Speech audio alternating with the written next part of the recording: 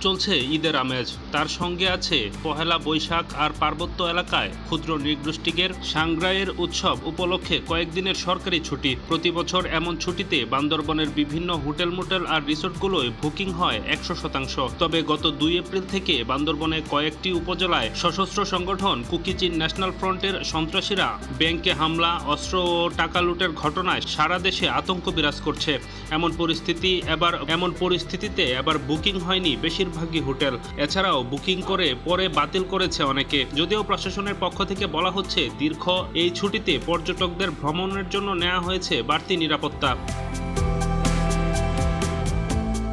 পাহাড়ের নৈসর্গিক সৌন্দর্যের জন্য বান্দরবন ঘিরে পর্যটকদের আগ্রহের শেষ নেই। পাহাড় আর মেঘের মিতালি দেখতে হাজারো পর্যটক প্রতিদিন ভিড় করে বান্দরবন জেলায়। দীর্ঘদিন ভ্রমণ নিষেধাজ্ঞা ও পরবর্তীতে প্রাকৃতিক দুর্যোগের কারণে লম্বা সময় ধরে ব্যাপক ক্ষতির সম্মুখীন হয়েছে পর্যটন সংশ্লিষ্ট ব্যবসায়ীরা। ফলে দীর্ঘ সময় পর পর্যটন ব্যবসায় লাভের আশা করছিলেন তারা।